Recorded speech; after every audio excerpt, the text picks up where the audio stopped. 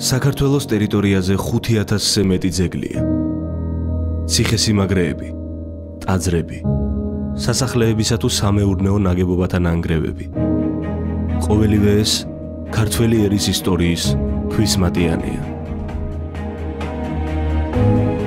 რადიო მელომანი ყოველ დღე შაბათ-კვირის გარდა დღის 3 საათზე წარმოგიდგენთ დიმიტრი თუმანიშვილის გადაცემას ქართული ხუროთმოძღვრება. გავიაროთ ერთად ეროვნული შემეცნების გზა სამხატვრო აკადემიის რადიოზე.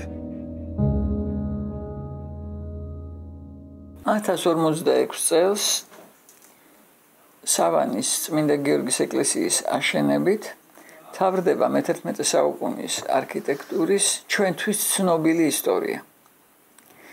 ამის შემდეგ აშენებული მე-11 საუკუნის ნაგებობა ჩვენ არ ვიცით. ამას შეიძლება რამდენიმე ახსნა ქონდეს. ერთი ის გახლავთ, რომ 60-იანი წლებიდან იწყება თურქობა, ანუ სელჯუკების შემოსევათა წყება.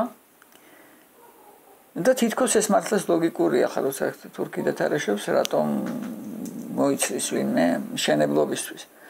მაგრამ მეორე მხრივ არანაკლები ომიანობა ყოფილა და აშენებდნენ. ეს ერთი. მეორე, რაც კიდევ უფრო უცნაურია, ის არის, რომ იმ ცირერიცხოვან ნაგებობებში, რაც მე-12 საუკუნის დასაწყისით შეიძლება დათარიღდეს, და არა მხოლოდ არქიტექტურაში, მხატვრობაში, რომელიც მე-11 საუკუნის ბოლოსი და მე-12 დასაწყისისაა, ჭედურობაში, რომელიც მე-12 საუკუნის დასაწყისისაა, არ ჩანს არანაირი ვარდნა ოსტატობისა. ახლა ბუნებრივია წყვეტილი რომ ყოფილიყო და ნახევარი საუკუნე არც ეშენებინათ, არც ეხატათ და არც ეჭედათ, ან თქვათ მინანქარი არ გაეკეთებინათ, იქ აუცილებლად უნდა იყოს რაღაცა, ან უნდა ვხედავდეთ ჩვენ რაღაცის წამბაძველობას და უმწეოსთან, ან და უნდა ვხედავდეთ რაღაცა ხელახლა მოსინჯვას, ხო, მანეთი უნდა იყოს ან მეორე. არც ესის ნიშანწყალი ჩანს და არც მეორის. შესაბამისად, ალბათ მაინც რაღაცა ხდებოდა. მაშ რაშია საქმე? ახსნა არის ასეთი, ნაგებობები ალბათ მართლაც არ არის ძალიან ბევრი. თავარი ის არის, რომ ჩვენ ჯერ არ ვიცით ის ნიშნები, რომლებითაც შეგვიძლია გავმიჯნოთ მე-12 საუკუნის მეორე ნახევარი, ერთის მხრივ მე-11 საუკუნის პირველი ნახევრისგან და მეორე მხრივ მე-12 საუკუნის დასაწყისისგან. ეს შესაძლებელია. როგორც ოდესღაც და არც ძალიან დიდი ხნის წინ ძალიან ჭირდა განსხვავება მერვე და მე-9 საუკუნეების ნაგებობებისა და დღეს ეს თითქმის ყოველთვის გამოგვდის, ახლა შეიძლება ვცდებით, მაგრამ ყოველ შემთხვევაში შეგვიძლია ვთქვათ, რატომ არის ეს მე-9 და ის მერვე. ეს 70-იან წლებში არ შეგვეძლო. ეს ახლა ვიცით ჩვენ. იქნება აი ასევე მერე და მერე გამოჩნდეს რაღაც ისეთი თვისებები, რომელიც სწორედ ამ დროისა იყოს. დრო და დრო უნდა გითხრათ, ჩნდება პრეტენდენტებიც ამ მეორე ნახევრობისა. მაგალითად, მე თვითონ მაქვს ეჭვი, რომ სწორედ მე-11 საუკუნის ბოლო აწლეულებისა უნდა იყოს წეროვანის წმინდა სამების ეკლესია. ბატონი ნიკოლოზ ვაჩეიშვილი მაგალითად ფიქრობს, რომ მე-11 საუკუნის შუახანის ან მეორე ნახევრისა შეიძლება იყოს იკვის წმინდა გიორგის ეკლესია. და ასე შემდეგ და ასე შემდეგ. ბოჟანოს ფრაგმენტებია მაგალითად, ან მე-11-ის ბოლო, ან მე-12-ის დასაწყისია. ძნელია სათქმელად. ნახოთ, იმედია რომ მომავალი აწლეულები ამ მხრივ რაღაცას ცოტა წაგვეშველება და უფრო მეტი გვეცოდინება, ვიდრე დღეს ვიცით. ისე არც მე-12 საუკუნის პირველი ნახევრის ნაგებობები გვაყრია თავზე. ფაქტიურად ჩვენ შეგვიძლია ვთქვათ მარტო გელათის მონასტრის შობისა და მთლიანად გადაკეთებული მხოლოდ ფრაგმენტები არის და გეგმა შიომღვიმის მონასტრის ღვთისმშობლის მიძინების აგურის ეკლესია. ორივე დაკავშირებულია დავით აღმაშენებლის მოღვაწეობასთან და ორივე მისი ანდერძებით არის დადასტურებული. ერთი შიომღვიმისთან მიცემული ანდერძით და მეორე საბოლოო ანდერძით, საიდანაც ჩანს, რომ 1125 წელს გელათის ღვთისმშობლის შობის ტაძარი დასრულებულია, მშენებლობა და დამთავრდა. და ეხლა ჯერი არის შემკობაზე, მოხატვაზე და ასე შემდეგ. თუმცა იქ რაღაცა გადაკეთებებიც მოხდა, ან შესაძლოა რაღაცა გარეშე, ვთქვათ, ნართექსი ბოლომდე არ იყო მიყვანილი და გადააკეთეს.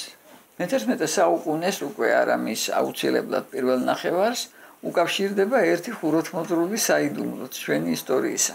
ამ დროის მოვლენებში ძალიან ხშირად ჩანს კლდეკარის ციხე. კლდეკარის ერისთავები, ბაღვაშები, რომელთა ძირითადი საჯდომის ხოთაშორის კლდეკარი კი არ იყო, არამედ კაცხი. იქ არის მათი საძვალე და იქიდან არიან როგორც ჩანს აბარატო მიმარხებოდნენ იქ. ძალიან ბევრს მოძრაობენ ამ დროის ისტორიაში, ხან დადებითად, ხან უარყოფითად. ბაგრატოვან მეფეს ხან ეკიშპებიან, ხან პირიქით ეხმარებიან, ხან მათი მოკავშირეები არიან, ხან მოცილეები არიან. ერთია მხოლოდ რომ მე მგონი ტყუილად აბრალებენ, რომ მას თითქოს და ნდომებოდეთ ძალაუფლების მიტაცება, ზოგჯერ გრთის ხოლმე ასეთი ეჭვი. ეს ასე რომ ყოფილიყო, როდესაც მათ თავისი ძალის ხმებით ბაგრატ მეოთხე კონსტანტინოპოლში გაისტუმრეს და აღსაზრდელად გიორგი მეორე დავით აღმაშენებლის მამა დაიტოვეს, არაფერი იყო იმაზე ადვილი, ავად გამختارიყო და მომختارიყო, ამ თქვა ფეხი დასცენოდა სადღაც იქ ნადირობისას და მთის ქიმიდან გადმოვარნილიყო. ძალიან მარტივად აკეთებდნენ ამას დასავლეთ ევროპაში მაგალითად და ასე პანტაპუნქტით კვდებოდნენ ასეთნაირად მიბარებული უფლისწულები. რატომღაც მათ გაზარდეს კაცი, რომელიც სავარაუდოდ ზრდასრული მათი მოწინააღმდეგე ხდებოდა და ბოლოს და ბოლოს დავით აღმაშენებელმა ხომ გაისტუმრა აქედან ბაღვაშევს. ხოშეს თანამედროვე ისტორიკოსებს ძალიან უყვართ დავით აღმაშენებლის ისეთნაირად დახატვა, რომ ვერ გაარჩევ ხოლმე ეს ვინ არის საერთოდ. სტალინია, ნერონია, ვინ არის? და ძალიან მოსწონთ ეს შემზარავი კაცი, რომელიც თვითონვე გამოიგონეს. ასეთი რამე წამიკითხავს, გაუსწორდა ბაღვაშებს, მაგრამ საქმე ისაა, რომ ბაღვაშები აგრძელებდნენ არსებობას, მათი გვარი კით საბერძნეთში ცხოვრობდნენ და ლიპარიტები ერქვათ. ეს ნამდვილად ბაღვაშები არიან, ლიპარიტი საიდან უნდა გაჩენილიყო ახლა საბერძნეთში და ექიმები იყვნენ სხვა შორის, რაც საკმაოდ საინტერესოა იმის გათვალისწინებით, რომ მერე უფრო გვიან, თქვა მე-15 საუკუნეში ყველაზე ცნობილი მკურნალი საქართველოში არის ზაზა ფანასკერტელი, ანუ ისევ დიდი феодаლური სახლის წარმომადგენელი და მე-19 საუკუნეში არის, ნუ არ ვიცი, ერთი დასტა ფრიად სახელოვანი ქართული საგვარეულოდან გამოსული ექიმებისა. როგორც დასავლეთ, ისე აღმოსავლეთ საქართველოში. ეს საინტერესოა იმ თვალსაზრისით, რომ დასავლეთ ევროპაში ეს იყო სრულების წარმოუდგენელი რამ. არისტოკრატიული ოჯახიდან გამოსული ექიმი უბრალოდ შეუძლებელია. ასე არის მე-17, ასე არის მე-18, ასე არის მე-19 საუკუნეში. ეხლა არ ვიცი, შეიძლება ვიღაცა გამოერია, მაგრამ ტრადიციულად თქვა, სანამ ეს ტრადიციული საზოგადოება იყო ასე. ახლა რა გამახსენდა ეს? კლდეკარის ციხეში ჩაიკეტებიან ხოლმე, როცა რაღაცა ომიანობა ატყდება და არის ერთი ამბავი, ხან ალყა, ხან რა არის. ახლა ეს რომ მოხდეს ხომ უნდა იყოს შენობა, ესეთი უნდა იყოს რაღაცა სათავდაცვო ნაგებობები. ხო, ამას გარდა უნდა იყოს საცხოვრებელი ნაგებობები. ხო, ბაღვაში მარტო ხომ არ არის, მას ყავს ცოლშვილი, ყავს ცოლს თავისი ფარეშები, მეფეს რა იყო და დიდ ერისთავთერისთავს თავისი ფარეშები, რაზმი, ამ რაზმელების ალბათ ოჯახი, ციხის თავი, ნუ რა ვიცი, ბევრი ხალხი უნდა იყოს. კლდეკარის ციხიდან, რომელიც ადგილი ცნობილია, დარჩენილია 3 ქვა დაახლოებით. და აბსოლუტურად გაუგებარია იქ სად იყო, იმიტომ რომ იქ ადგილი არ არის. სრულებით გაუგებარია ეს ციხე სად იყო აშენებული. არ ვიცი ჩვენ გვეშლება და ეს კი არ არის კლდეკარი, რაღაც სხვა, მაგრამ მაშინ სადმე სხვაგან ხომ უნდა იყოს ეს ციხე. და ეს არ არის ერთადერთი შემთხვევა. მაგალითად კოჯრის ციხე, სადაც იყო სამეფო სასახლე. ესა რაღაცა პაწაწუნა ადგილი და სად ეტეოდა ეს ყველაფერი, აბსოლუტურად გაუგებარია.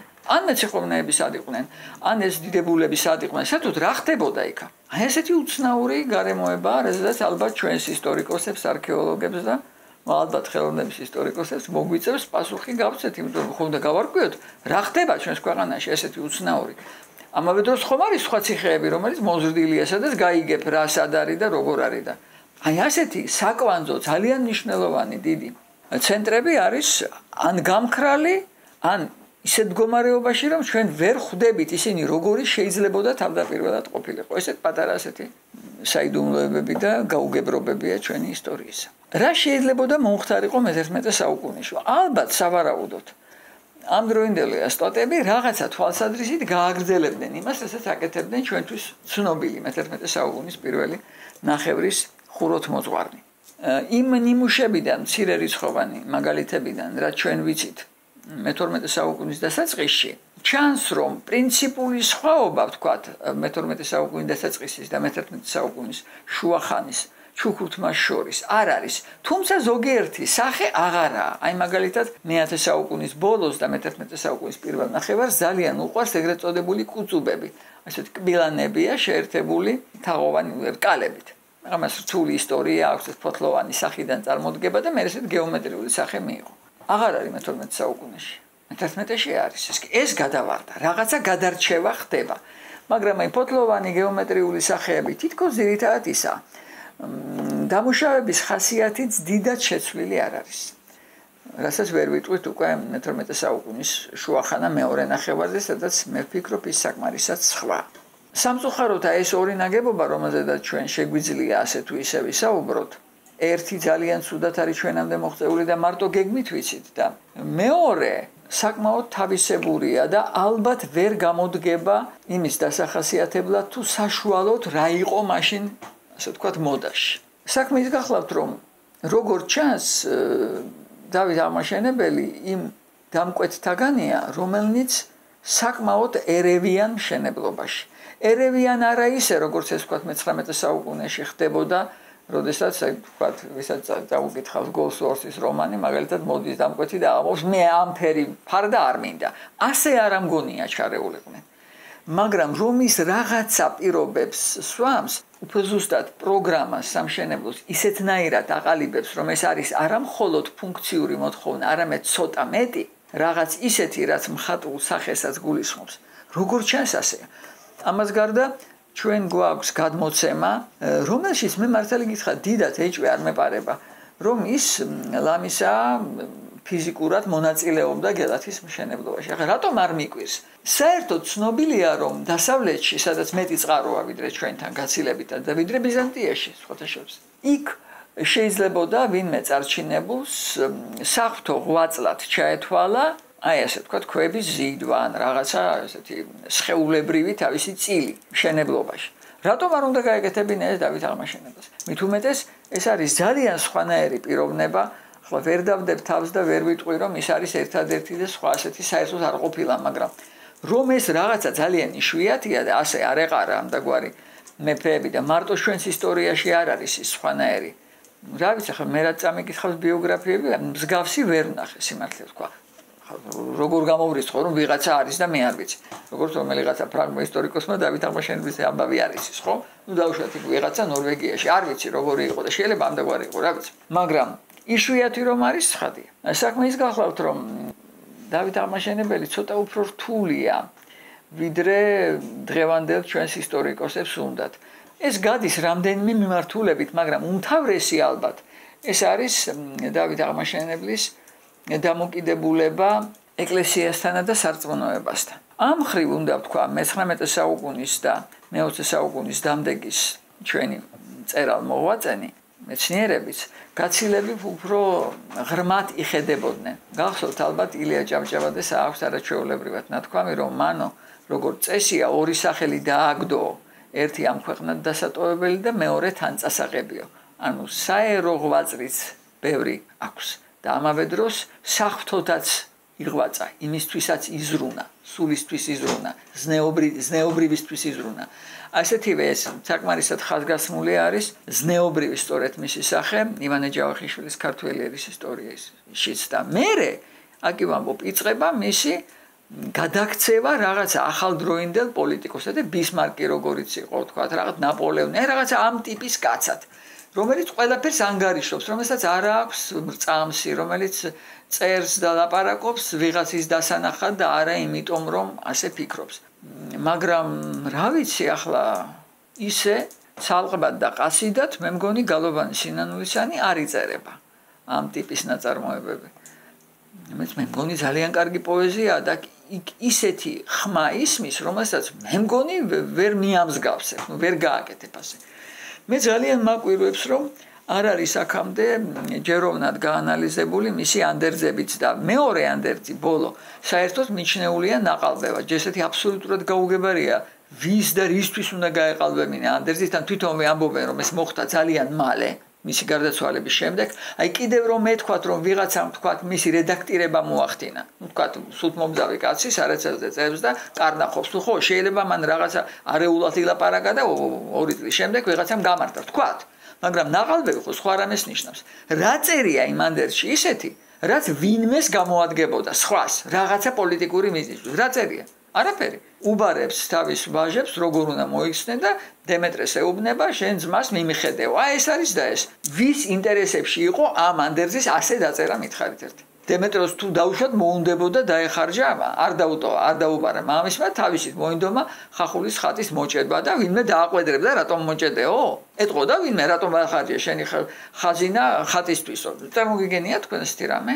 ან რატომ უნდა დაეწერა, თქვათ რომ ძმას მიმიხედევეს, ეს ხო ვალდებულებაა და რისთვის უნდოდა ეს მას? ამ ცვატამ გააკეთა ნეტა როგორ მოახერხა მან და რა მიიღო მე ამის ფასად ხომ არაფერი გაუგებარია აბსოლუტურად გაუგებარია მაგრამ ამის იქით მე მეჩვენება რომ იქ არის ისეთი ენობრივი ქარგა ისეთი მეტყველება რომელიც მე მგონი საერთოდ არ არის და შეუღვიმის ანდერს ძალიან გავს და ამ გალობანის სინანულისა ძალიან გავს და რა ვიცი ახლა ყველაფერი შემთხვევით არის მე ეჭვება როდესაც ვამბობ რომ ჩვენ დავით აღმაშენებას არასწორად ხედავთ, იმიტომ რომ გვინდა ის დავინახოთ მხოლოდ როგორც რაციონალური პოლიტიკოსი. და ის არის ცოტა მეტი ვიდრე რაციონალური პოლიტიკოსი. ეს არის კაცი, რომელმაც კი, რა თქმა უნდა, პოლიტიკოსიც არის, ხედავთავარიც არის, ყველაფერი არის, მაგრამ მან კიდე ამის ფასიც იცის. და არა მარტო საამქვეყნო ფასი, არამედ აი იმ აბსოლუტური ჭეშმარიტების ნათელში როგორ გამოიყურება პოლიტიკოსისთვის და სამხედრო პირისთვის საჭირო ქმედებები იქ იმ მაღალ ნათელში როგორ ფასობს ამგვარი მოქმედება იმას აფასებს ეს ძალიან იშვიათია ნამდვილად არ ვიცი ახლა შემთხვევა რომ ადამიანს საკუთარი თავი გაემტყუნობინოს თავის წარმატებულ ქმედებებში მე ასეთი შემთხვევა არ ვიცი და მთელი ეს ნაწერები ასეთია ამბობს რომ ბერი უნდა ყოფილიყავი მაგრამ იმისთან ბუნება მქონდა რომ ეს არ გავაკეთეო იმ საგალობლებში სხვას სხვისი მიწა მივიტაცეო და მივიერთეო ნუ ესე ყველაფერი რაც ჩვენ მოგწონს ყველაფერში თავისი თავი გაამტყუნა ხომ აი აქ არის სწორედ ეს სხვანაირი პიროვნება აღარ ვამბობ ამ სრულებით გაუგებარდებულებას მე-20 საუკუნის ისტორიოგრაფიისას რომ თითქოს მან დაიქვემდებარა ეკლესია. ეს არის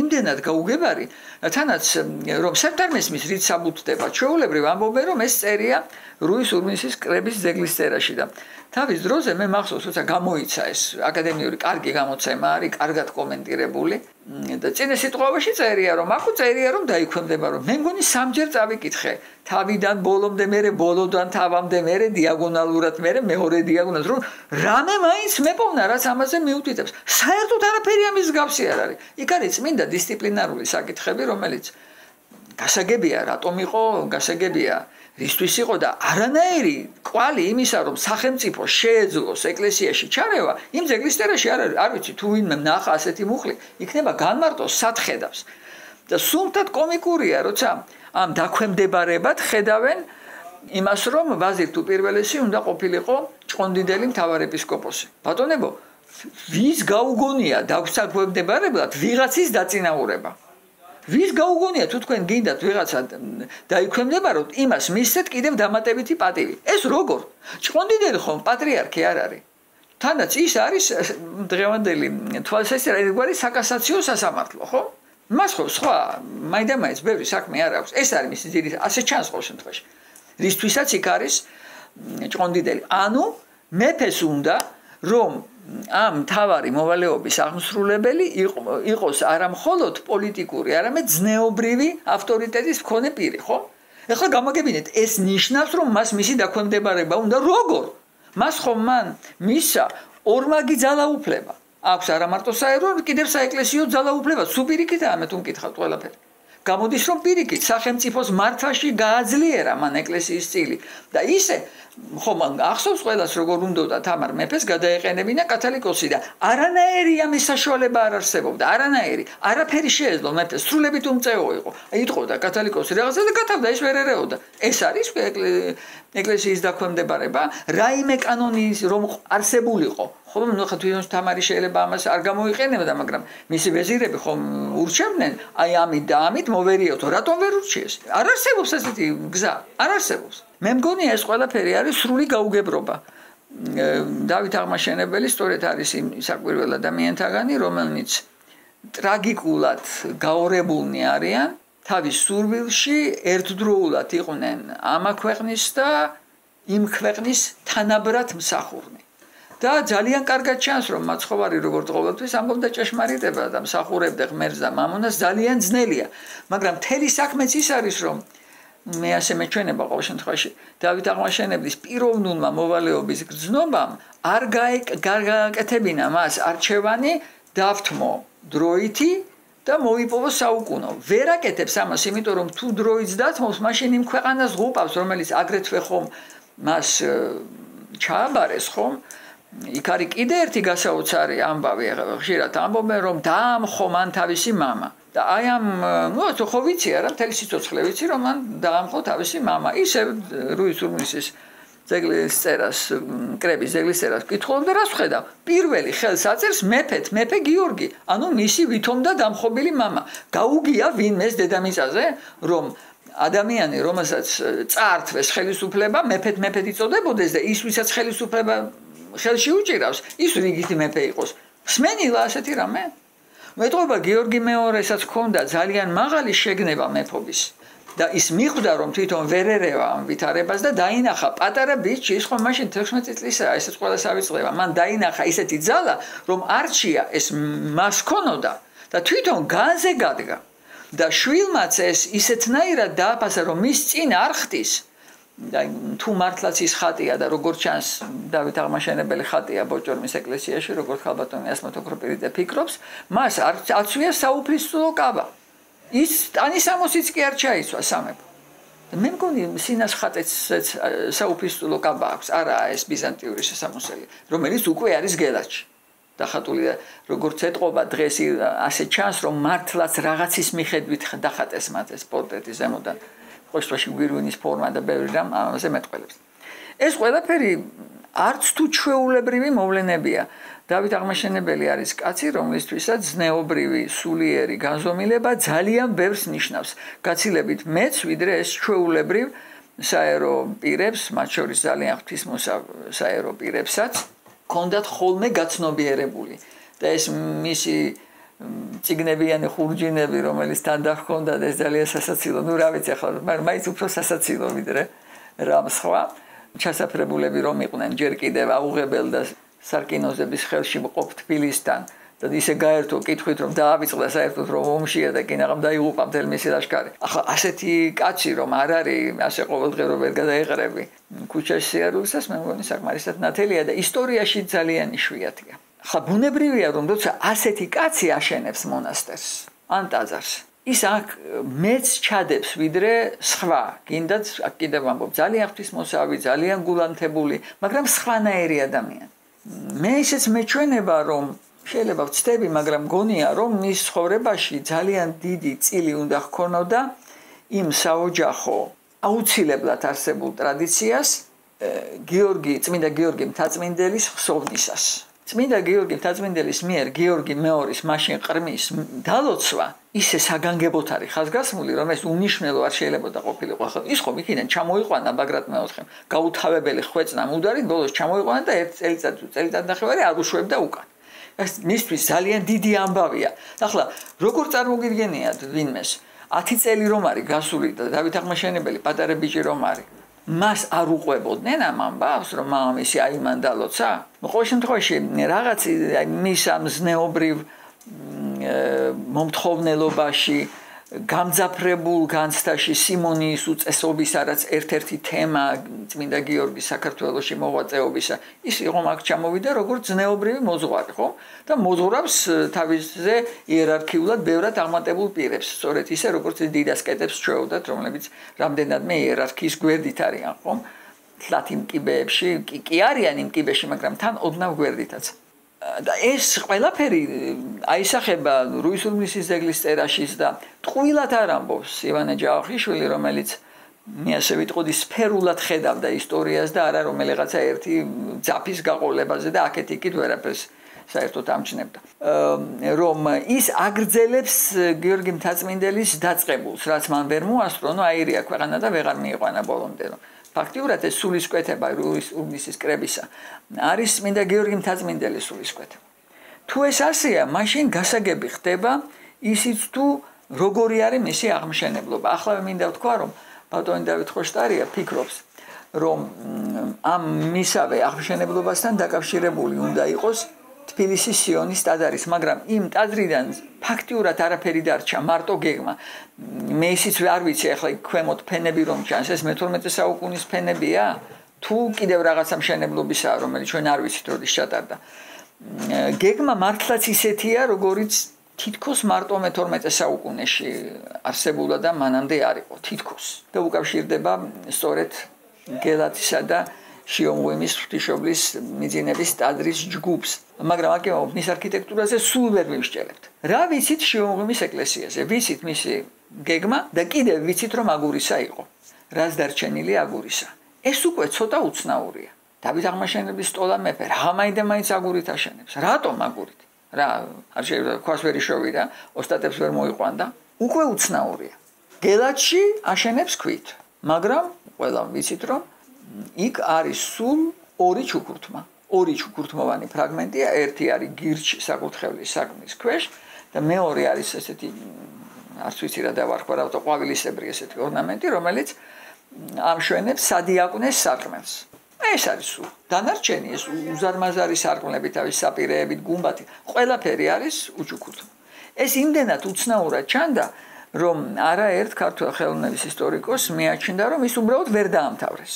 მაგრამ 50-50-იან 60-იან წლებში სწავლობდა გელათის მონასტრის ხუროთმოძღვრებას ქალბატონი რუსუდან მეფისაშვილი და გამოსცა წიგნი, რომელსაც ერქვა გელათის ხუროთმოძღვრული ანსამბლი. ნუ რა უნდა იფიქროს ახლა კაცმა, რა არის ეს ანსამბლი, საჯინიბოები დგას თუ საცურაო აუზები თუ რა, მაგრამ რომ ნახოთ იმ დროინდელი წიგნები, ერთადერთი გიორგი ჩუბინაშვილმა უფრო ზუსტად სიმონ ჯანაშიამ რაღაცანაირად გააპარა დავით გარეჯის გამოქვაბული მონასტრები. ეტყობა იმ გამოქვაბულმა მონასტერი გაანეიტრალა თუ არ ვიცი რა მოხდა, ეს როგორღაც გაძვრა. დანარჩენ სათაურებში თქვენ ვერ ნახავთ ეს რა არის. მაგალითად გამოდის წიგნი, აწერია აჭის მოხატულობა და აჭის სოფელი, ეს როგორ სოფელშია მოხატულობა, ხეებია მოხატული თუ შარაგზა თუ რა. ასე იწერა, არ შეიძლება დასახელება. დღეს უკვე ცოტა სასაცილოდ გამოიყურება, მაგრამ ხშირად ვუყურებ ჩემ სტუდენტებს, რომ ერთხელ სამხატვრო აკადემიაში სტუდენტმა აიღო თემა თხილმალას ეკლესია თუ არ ვცდები. არ უნდა გამოჩენილიყო, რომ ეს თემა არის ეკლესია. და ხელმძღვანელმა მისმა და კათედრის გამგემ ბატონმა ლევორ ჩეულიშვილმა და მე მოვიგონეთ სათაური. და როდესაც იყო ამ დიპლომის შუალედური განხილვა, ვერ გავიხსენეთ, დაგვავიწყდა რაშია საქმე და ეს სათაური რას ნიშნავს? დაახლოებით 15 წუთი ვიხსენებთ. ნუ ბოლოს გაგვახსენდა რომ ეს არქიტექტურა, თორე ისეთი რაღაცა გამოვიგონე და დავხლართეთ რომ ტერიგერა ჩვენ თვითონ ვეღარ გებულობდით, მაგრამ ეს იყო გამოუვალი მდგომარეობა, დაწერდი იმ ეკლესიას და ატყდებოდა ერთი ამბავი და ძალიან დიდი ალბათობა იყო რომ ის გაქრებოდა. ძალიან დიდი ალბათობა. ნუ შეიძლება და გაგეტანა რაღაც ომით და ტანკით, მაგრამ ეს იყო ძალიან რთული. და კიდევაც სხვათა შორის გიორგი ჩუბინაშვილის ცნობილ შრომას ჯვრის ტიპის ძეგლები თავდაპირველად ერქვა ეკლესიები ჯვარის ტიპისა. და ასე უნდა გამოსულიყო და ეტყობა მე სიმონ ჯანაშიანვე ჩათვალა რომ არ გამოვა ეს წიგნი ამ სათაურით არანაირად თან ჯვარი ვიღაცა ხო ხვდება ეს ჯვარი რაც არის და კიდე ახლა ეკლესია ნუ აღარ შეიძლება და გადააკეთა ეს ძეგლებად. თორე გერმანიაში ასე უნდა გამოსულიყო და საქართველოში. ნუ რას ვიზამთ ახლა ასეთია ის დრო რომელსაც ჩემი თაობის ბევრი ადამიანი თურმე ჩემ გასაგონად ამას ვერ ამბობენ ეტყობა ხდებიან რომ რაღაცა საშინელება დატრიალდება და ისე თურმე ამბობენ რომ იყო რაღაცა სამოთხე და ნეტარება და სიბრძნის და სულიერების რაღაცა ნიაღურები და შადრევნები გადმოდიოდა და როდის და სათხდებოდა ეს მე არ მინახავს არ შემხვედრია თუ სადმე იყო ეთყობა კარგად მიმალავდნენ და ძალიან რომ არ გავზულუქებულიყავი მალავ რას აშენებს დავით აღმაშენებელი ჯერსერთი მოხლა ვიცით რომ ეს იყო როგორც ჩანს სასწავლებელი თუმცა ისიც უნდა ვთქვათ რომ პირდაპირ ეს ნათქვამი არ არის უბრალოდ ისეთი უცნაური რამ წერია იქ რომ ჩამოიყვანა სიბრძნით განსწავლული ადამიანები ეს უნდა იყოს ახალი ათინა აბა რა შეიძლება ნიშნავდეს სხვას ხლა ამას საგანგებოდ ვამბობ, იმიტომ რომ ადრე თუ გვიან ვიღაცა იკითხავს, სად გიწერიათ ეს გელათის აკადემია? ამ ქართლის ცხოვრებას რომ დავიმოწმებთ, ისი აკადემიის სახელს ვერ იპოვის. მართალი გითხრათ, არც სხვა მატიანეებში მახსენდება სადმე. შეიძლება რომელიმე მინაწერში იყოს, მაგრამ ნუ რა ვიცი, ყოველთვის მატიანეში ეს არ წერია, მაგრამ მთელი ეს ერთობლიობა წინადადებებისა გვეუბნება რომ იქ რაღაც ხდება რატომ მეორე იერუსალიმი და სხვაი ათინა რატომ ერთად და ეს შეჯერება ამ ორისა ნუ ახლა ყველა მისის ხომ ათენი ეს არის წარმართული სიბრძნის სიმბოლო ასე არის ჯერ კიდევ ტერტულიანესთან იერუსალიმი არის ქრისტიანული სიბრძნის სიმბოლო ესეც იმას ხომ პირიქით აქვს ნათქვამი რა უნდა რა საქმე აქვს ათენს იერუსალიმთან და ჩვენ წერთ პირდაპირ საწინააღმდეგოს ხომ ეს ხომ არ შეიძლება შემთხვევითი იყოს ნუ ბუნებრივია ესე იგი ეს უნდა ყოფილიყო კერა სადაც საერო სიბრძნეც იყო რაღაცა სახით ოღონდ ის იყო შესავებული კერა და დამყარებული ქრისტიანულ ჭეშმარიტებაზე ეს ძალიან მნიშვნელოვანი არის ბევრი რაღაცისთვის რომ არ უნდა წარმოვიდგინოთ რომ ეს სასულიერო სემინარია იყო როგორც ჩანს ვიღაცას უნდა და არც ისე უნდა წარმოვიდგინოთ რომ ეს იყო მეცნიერებათა აკადემიის წინამორბედი რაც არის უბრალოდ ძალიან სასაცილო რომ აკადემია ნიშნავს სასწავლებელს სხვას არაფერს არავით არის სხვა მოვალეობა აკადემიებს ისტორიაში გარდა სასწავლებლის არ ქონია და ცნობილი ჰიმნი რომ არის სტუდენტური ვივათ აკადემია ეს უნივერსიტეტია ნათქვამი და არა რაღაცა სხვა არა რაღაცა მეცნიერთა თავყრილობაზე ეს გაცილებით გვიან გაჩნდა აკადემიები სადაც გაერთიანებულები იყვნენ მეცნიერები ძალიან საინტერესოა რომ ეს მონასტერი ესე იგი ერთდროულად შენდება როგორც აი ასეთი რაღაც თავშესაყარი სიბრძნისა ერთის მხრივ მეორეს მხრივ შენდება როგორც სამეფო საძვლე და ის არ შენდება დედაქალაქში ეს ძალიან უცნაურია არაკეთებს ასე ბიზანტიის იმპერატორი. აი დასავლეთ ევროპაში ჩვენ შეიძლება რაღაც ამდაგვარი ვნახოთ, ახლა საფრანგეთის მეფეებიც სენ-დენის სააბატოში იმარხებოდნენ, რომელიც იყო ცოტა მოშორებული პარიზს, მაგრამ საქმე ისაა, რომ იქ ძველი ტრადიცია იყო. პარიზის გადადაქალაქებამდელი ტრადიცია იყო, უფრო ადრინდელი. ამან რატომ მოინდომა ეს? დედაქალაქის გვერდით აშენება. მე სულ ისეთი განცდა მაქვს, რომ თითქოს არ უნდათ ქართველ მეფეებს რომ ეს მეუფება ორი მეუფება საერო და სასულიერო ერთ წერტილში ყოფილიყო თავმოყრილი. აი როგორ ძალიან მარტივად შეეგუენ იმას რომ თბილისში მეფეზის და მცხეთაში კათალიკოსის ეს სულ ასეა. კათალიკოს კი აქვს სასახლე თბილისში. როგორც გვიან საუკუნეებში აქვს. ალბათ ადრეც ექნებოდა. მაგრამ ის ხომ მცხეთელი მთავარეპისკოპოსია უპირველესად ყოვლისა. და მერე უკვე ყველაფერი დანარჩენი, ხო? თბილელი საერთოდ დაერქვა მას მხოლოდ მე-19 საუკუნეში. ეს იმის გამო მოხდა, რომ რუსებმა დაიჭირეს თბილელის კათედრა და ფუნქცია კათალიკოსის. მათ შეათავსეს ეს ერთგვარად და შემდეგ ახლა რაღაცა მოსადრებით, როცა შეიქმნა ჩვენი ეკლესია კვლავ აღორძინდა, აქ დარჩა ეს შეერთებული მცხეთა თბილისის, მაგრამ ეს ისტორიულად ასე არ ყოფილა. პირიქით, გამიჯნულია ორი დედაქალაქი. აი კაც ასეა. სასულიერო ცენტრი არის ცალკე და აქ კიდევ არის მეფე ქუთაისში. დიდი დაცილება არ არის, ერთმანეთს გაყურებს საკათედრო ტაძარი ქუთაისისა და სადღაც გუმბათი ჰქონდა და კვლავ აქვს, ეს კიდევ უკეთესად ჩანს, როგორი გადაძახილია ასეთი ერთი გორიდან მეორე გორაზე. იქიდან ეს ჩანს, აქედან ის. თან ორივე ღვთისმშობლის სახელობისაა და ასე მგონია რომ ალბათ ღვთისმშობლის შობისაც იმიტომ დაარქვეს რომ ის მიძინებისა იყო ქუთაისში და არ მოინდომეს ახლა ამ ხრივ გაჯიბრებოდნენ გამოვიდა ღვთისმშობლის ცხოვრების თავი და ბოლო ასე ვთქვათ ორი ტაძარი რომელიც ერთმანეთს უყურებს ასე მგონია ამას გავს ყოველ შემთხვევაში მით უმეტეს რომ ტაძარი პირდაპირ წერია რომ აშენდა საფარველად ყოვლადწმინდის ღვთისმშობლისა და როგორ ჩანს ეს ყოვლადწმინდა ღვთისმშობელი ამ შემთხვევაში ხახულის ხატია. ჩვენ არ ვიცით მაინცსა და მაინც რატომ ერგო სწორედ ხახულის ღვთისმშობლის ხატს ასეთი პატივი, მაგრამ ფაქტია რომ ის არის სამეფო გვარის მფარველი. შენდება ტაძარი ძალიან თავისებური, არა მარტო იმით რომ უმკობია, არამედ სხვანაირად გაკეთებული სივრცით, სადაც იმდენი შუქია, რამდენიც არც ერთ ქართულ ტაძარში და კიდევ მეტი იყო, იმიტომ რომ დღეს გვერდითი სარკმლების ამოშენებულია მათ ეფარება ეკვდერები და თავიდან ყველა კუნჭულიდან შუქი შედიოდა. პროპორციები განსხვავებული, გეგმის აგებულება განსხვავებული. ერთადერთი რაც მას ასე თუ ისე ენათესავება არის ბიჭვინთის ღვთისმშობლის ტაძარი მე-10 საუკუნის ბოლოსი ან მე-11 დასაწყისისა. როგორც უკვე ითქვა. და როგორც ეთყობა, ვარაუდობ რომ ეს არ არის შემთხვევითი. ხა თუ გავითვალისწინებთ რომ ბიჭვინთის ტაძარი ღვთისმშობლის სახელობისაა და ეს რაც მთავარია არის წმინდა ანდრია მოციქულის საყდარი, ასე ეძახიან ყოველ შემთხვევაში გვიან საუკუნეებში ასე ამბობენ. წმინდა ანდრიას მოსაყდრეო, ასე მიმართავენ ბიჭვინთის მთავარ ეპისკოპოსს. ტრადიცია თავისთავად წმინდა ანდრიას ქადაგებისა არ არის სხვადასხვა მატიანეებში არ ჩანს, მაგრამ სხვა რაღაცეები ჩანს. აი მაგალითად ლიხნეს ტაძარზე მე-17 საუკუნის მოგზაურები ყვებიან, რომ პირდაპირ ამბობდნენო, რომ აი აქ ქადაგებდა წმინდა ანდრიო, ადგილს აჩვენებდნენ, იქ სვეტი მდგარა, რომელიც სად არის არ ვიცი, გამქრალია, მაგრამ პირდაპირ მიუთითებდნენ, აი ამ ადგილზე იდგა და ქადაგებდაო. და როგორც ჩანს ბიჭვინთასაც, ხლა რატომღაც აქ თუ ქადაგებდა ბიჭვინთაში რატომ არის მისი საყდარი ეტყობა, იქაც არის ტრადიცია. აი ისევე როგორც წმინდა სვიმონ კანანელის საფლავს რომ ვამბობთ სულ ანაკოფიაში და სინამდვილეში ის ნიკოფსიაში, ახლა არ ვიცი, ამბობენ რომ თითქოს ის გადმოასვენესო. მე ვერ ნახე ეს წყარო. ალბათ არის, მე ვერ ნახე. მაგრამ იქ წმინდა სვიმონის ტრადიცია, რომელიც არსებობდა, მანამდეც აშკარად არსებობდა, უთუოდ იმასთანაა დაკავშირებული, რომ იქაც მისი ქადაგების ადგილია და რაღაცა მღვიმეს აჩვენებენ, სადაც ის ცხოვრობდა. ეს ახსოვდათ. ამ მოციქულების მყოფობა ეს არ არის მართლაც 19 საუკუნის გამონაგონი და ძალიან მნიშვნელოვანია, რომ ამას ადასტურებენ სწორედ არაქართველი ავტორები, ნუ ქართველ სხვა არავინ ენდობა და ისინი ამბობენ. და ეს არ არის გუშინდელი დღე.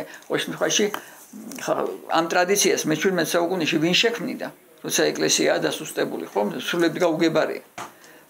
და რომ ეს ასე იყო, ჩვენ ვიცით, იმიტომ რომ წმინდა გიორგი მთაწმინდელი სწორედ ანდრიას ქადაგებას იმოწმებს, როგორც საფუძველს საქართველოს ეკლესიის ავტოკეფალიისას. მისი მთავარი არგუმენტი არის სწორედ წმინდა ანდრიას და წმინდა სვიმონის ქადაგება. მაგრამ ეს არჩევანი არ არის შემთხვევით იმ თვალსაზრისითაც, რომ ასეთნაირად წმინდა მეფე დავითი აკავშირებს თავის აშენებულ ტაძარს მსოფლიო ეკლესიის ისტორიის განმასახიერებელ ტაძართან, სამოციქულო ტაძართან, სამოციქულო ხსოვნის ტაძართან. ის ხდება მისთვის სანიმუშო. ანუ აქ ჩვენ გვაქვს მაგალითი იმისა, რასაც ეძახიან არქიტექტურის იკონოგრაფიას.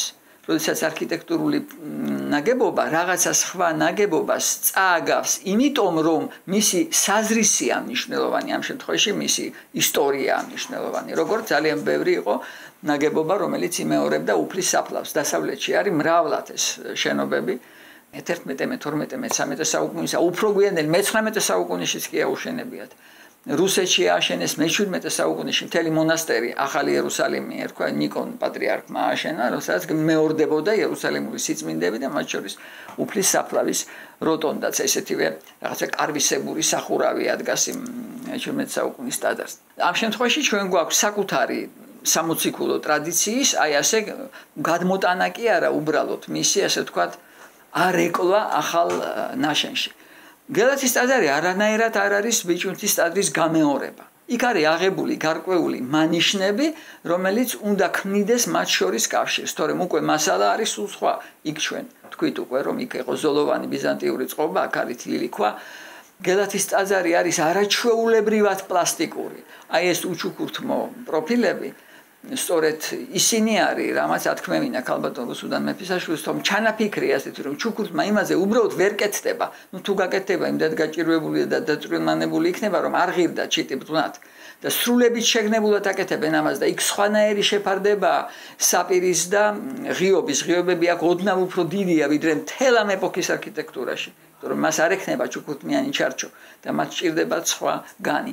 როგორც ეთყობა აქ გარკვეული ზემოქმედება უნდა მოეხდინა ბაგრატის ტაძარს, რადგანაც როგორც ჩანს მისი გუმბათის ყელი მოჩუქურთმებული არ იყო, ყოველ შემთხვევაში დღეს რაც მასალა გვაქვს, როგორც ეთყობა ასეა, მაგრამ რატომ მაინც უჩუქურთმობა? აი რატო?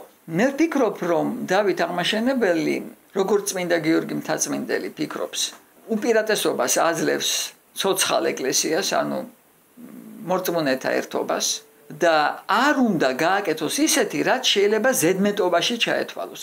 წმინდა გიორგი მთაწმინდელს პირდაპირ აქვს ტექსტი, პირდაპირ ესეთი მისი პატარა ესეთი ქადაგება აქვს გარდაცხრობილი მისი ცხოვრების მომთხრობელს, გიორგი მცირეს და იქ ჩანს, რომ ის ზედმეტობას, ეს თქვა ზედმეტ შემკობას ეკლესიისას, ზედმეტ თანხების გაღებას ეკლესიისთვის შენობისთვის. მაშინ, როდესაც შეიძლება ვიღაცა უპოვარი მიუხედავი დარჩეს, არასწორად მიიჩნევს. მე ვფიქრობ, რომ აქაც ეს აისახა, ნუ შემდეგ ჩვენ ნახავთ, რომ მარტო გელათით ამის თქმა საძნელო იქნებოდა, მაგრამ კიდე გვაქვს მაგალითი, რომელიც უკავშირდება დავით აღმაშენებლის წრეს და იქაც რაღაცა ამდაგვარი არის. აი ეს ზედმეტობა არ უნდა და ზედმეტად როგორც ჩანს ჩუქურთმა მიიჩნია. ხლა რომ ეს არ არის, იმიტომ რომ ვერ ნახა ოსტატი, ნუ ვისაც უნახავს ის ორი ჩუქურთმა ისეთია, რომ უყურებდა გინდა რომ იყოს კიდევ და რაც შეიძლება მეტი ასეთი. სრულებით არაჩვეულებრივი ხარისხისა, არ ვიცი როგორი. უმაღლესი ღირსებისა, როგორც საერთოდ შეიძლება იყოს ორნამენტი და რა კი ეს არ არის, ესე იგი ეს არის გარკვეული სხვებს შეწირვა თუ გნებავთ ეს რაღაცაზე უარის თქმა, აი შემიძლია და უარს ვამბობ, იმიტომ რომ არ მგონია ეს საჭირო. აი ამაში მე ვფიქრობ ჩანს დავით აღმაშენებლის ჩარევა. სხვაგვარად ამის ახსნა შეუძლებელია. ჩვენ მერე ვნახავთ რომ ეს არ არის ის გზა, რომლითაც წავიდა ქართული არქიტექტურა. და ეს ჩუქურთმაც ამბობს რომ გვერდით არის ვიღაცა, ვისაც ეს ჩუქურთმა სჭირდება, სხვაგვარად აბა ოსტატი საიდან გაჩნდა. სადღაც ხომ დახელობდა, მაგრამ ხომ სადღაც ამდაგვარი უკვე აკეთა, ალბათ მერეც აკეთა. იქვე ხო არ მოკლავდნენ არა? თანაც ბედად მას შეხვდა ოსტატი, რომელმაც აი ამ შეზღუდვის პირობაში მოახერხა, მიეღწია კიდევ მეტი გამომსახველობისთვის წმინდა ფორმისა. რაღაც საოცრებას აკეთებს თაღნარს, ისევ საფასადო თაღნარს, ოღონდ მარტო მკლავებზე. მკლავების პირებზე ეს თაღნარი ჩამოდიოდა მიწამდე, ახლა თითქმის არსად ჩანს გარდა საკურთხევლისა, იმიტომ რომ ყველგან არის მიშენებული ეკვდერები და შიგნით მოექცა ეს ძირები. თაღნარების და გვერდით კედლებზე მკლავებისა გადადის მოკლე სახურავებამდე ჩამოდის და იქ აკეთებს სრულებით გასაოცარ რაღაცას. ეს არის ასეთი თაღი, თითქოს და წამოვიდა თაღი და ქვემოთ რა უნდა ჩამოვიდეს, სხვირს იკეთებს და მერე ორმაგდება და იქით გადადის. ეს განიერი თაღუკებია, სხვირიანი, შეწყობებულს ვეძახით. და თანაც ისინი არის ამოყვანილი რამდენიმე სიბრტყეში და მე სულ ისეთი განსხვავება მაქვს ხოლმე რა თქმა უნდა აბსოლუტურად არამეცნიერული, რომ ეს არის მაქმანი, რომელიც ერთმანეთზე დააფინეს, ასე შეაწებეს და კედელზე დააკრეს. რაღაცა თან სუბუქია, თან ძალიან პლასტიკური, ეს პროფილები ძალიან პლასტიკური და დგას მართლა ნაქანდაკევია თვითონ ტაძარი. ახლა დასაკვირველი ამას დიდი ოსტატის ნიჭი უნდა და რა უშველი და ახლა ამის მეტი. ნუ არ ვიცი ახლა თუ ეს დავით აღმაშენებელმა უთქვა, ესე კიდე დიდი ხუროთმოძღვარის ყოფილა. სამწუხაროდ არა მაქვს არანაირი საფუძვი რომ ეს ვთქვა, თორემ ნამდვილად მომინდებოდა ასე ყოფილიყო, მაგრამ არ თქვა თვითონ არ დაწერა, მე დავაგეგმარეო და რა ვქნა. ჩვენ დავით აღმაშენებელთან დაკავშირებით ვიცით რომ ჩვენში კეთდებოდა მოდელები. ერთ-ერთ ხელნაწერს აქვს შიომღვიმურს მიწერილი ესო, მაშინ უნუსხებოდა, როცა დავით აღმაშენებელი შიომღვიმეში მოვიდა და არსენ ბერიო ცვილისგან აია სოფიას აკეთებდაო. ეს აია სოფია რა არის არ ვიცი, მაგრამ უცხადია რომ ნაგებობას აკეთებდა ცვილი. აბრამ უნდა გაეკეთებინა ცვილისგან. სხვა ასეთი რაღაცას ეტყობა, აქაც მოდელებიც იყო და ეჭვი მაქვს რომ განხილვებიც იყო და კამათიც იყო და ცხარე დავაც და ბევრი სხვა რამ. შედეგად გვაქვს მაგალითო ტაძარი, რომელმაც სამაგიეროდ მისცა ბიძგი თავის ტრადიციას.